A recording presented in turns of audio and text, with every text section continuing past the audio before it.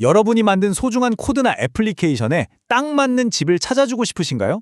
아마 가상 서버랑 베어메탈 서버, 이름은 들어봤는데 뭐가 어떻게 다른 건지 좀 헷갈리셨을 수도 있어요. 그렇다면 정말 잘 찾아오셨습니다. 오늘 제가 이 두 서버의 차이점을 확실하게 짚어드릴게요.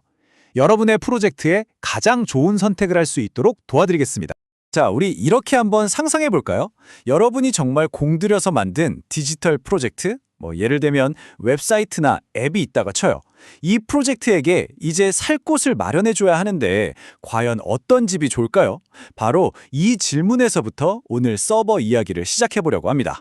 바로 이거예요. 가상 서버는 여러 세입자가 함께 사는 아파트의 방 한 칸 같은 거고요. 베어메탈 서버는 모든 공간을 나 혼자 쓰는 단독주택 한 채라고 생각하시면 돼요. 이 비유 오늘 설명이 끝날 때까지 꼭 기억해 주세요. 훨씬 이해하기 쉬우실 거예요. 좋습니다. 그럼 이제부터 아파트와 단독주택이라는 이 두 가지 선택지에 대해서 조금 더 자세히 한번 들여다볼까요? 먼저 가상 서버. 우리가 아파트라고 부르기로 했던 친구죠. 이건 뭐냐면 아주 커다란 물리 서버, 그러니까 컴퓨터 한 대를요, 소프트웨어 기술로 잘게 쪼개서 여러 개의 독립된 방으로 나눈 거예요. 아파트 한 동에 여러 세대가 사는 것처럼 하나의 하드웨어를 여러 사용자가 나눠 쓰는 거죠. 여기서 핵심은 자원을 공유한다는 겁니다.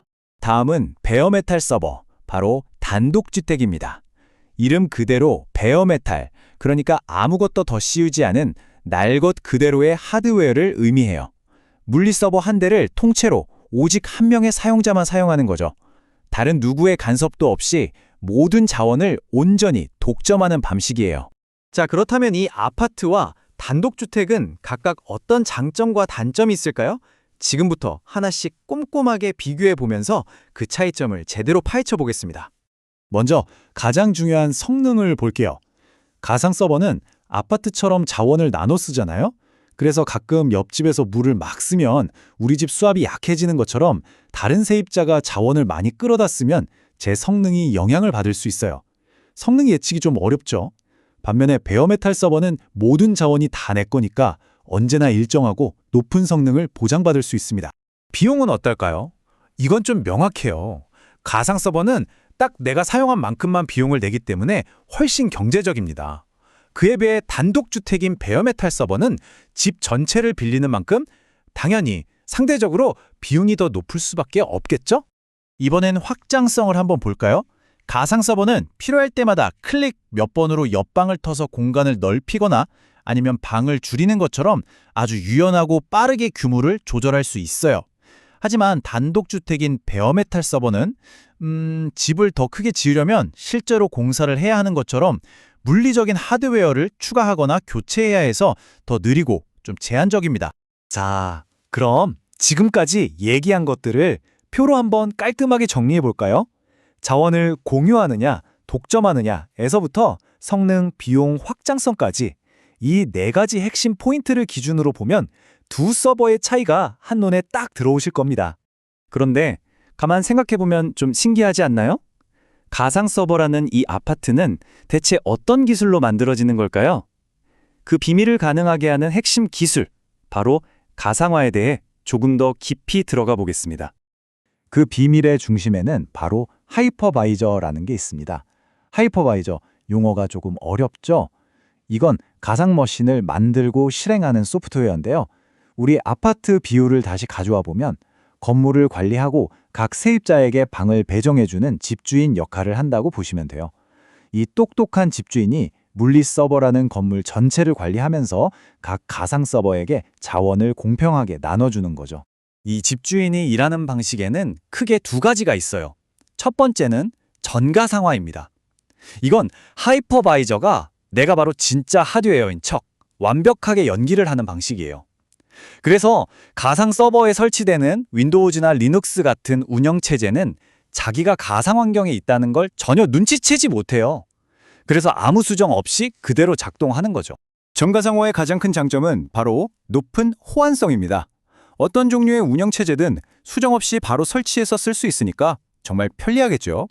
하지만 하이퍼바이저가 중간에서 통역사처럼 모든 걸 처리해주다 보니까 아무래도 직접 소통하는 것보다는 성능이 아주 약간 떨어질 수 있다는 단점이 있습니다. 두 번째 방식은 반가상화입니다.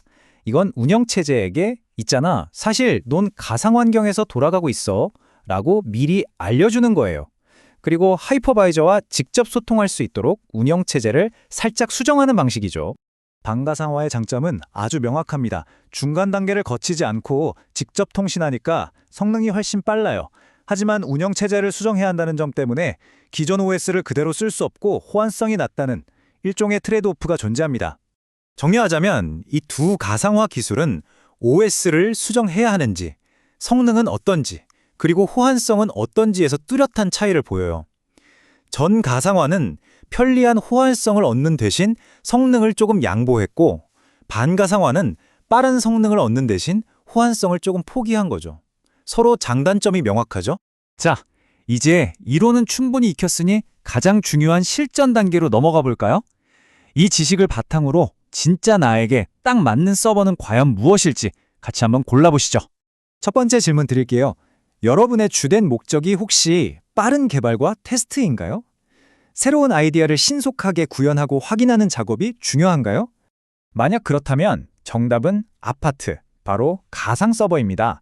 필요할 때 즉시 방을 계약해서 쓰고 테스트가 끝나면 바로 계약을 해지할 수 있는 가상 서버의 유연함과 스피드는 개발 환경에 그야말로 최고거든요. 두 번째 질문입니다.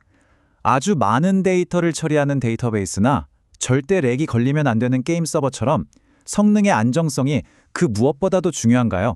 이 경우에는 고민할 필요가 없어요. 정답은 단독주택, 베어메탈 서버입니다. 누구의 방해도 받지 않는 나만의 전용 자원을 통해서 예측 가능하고 꾸준한 최고 성능을 보장받을 수 있으니까요. 결국 핵심은 이거예요. 여러분의 선택은 공유 자원이 주는 경제성과 유연함을 택할 것인가?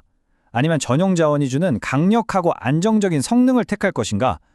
이 저울 위에서 여러분의 우선순위가 무엇인지를 정하는 거죠. 이제 여러분은 아파트와 단독주택의 차이를 완벽하게 이해하셨을 거예요. 자, 그렇다면 여러분의 소중한 다음 프로젝트는 과연 어떤 집에 살게 될까요? 그 질문에 대한 현명한 답을 찾으시길 바라면서 오늘 설명은 여기서 마치겠습니다.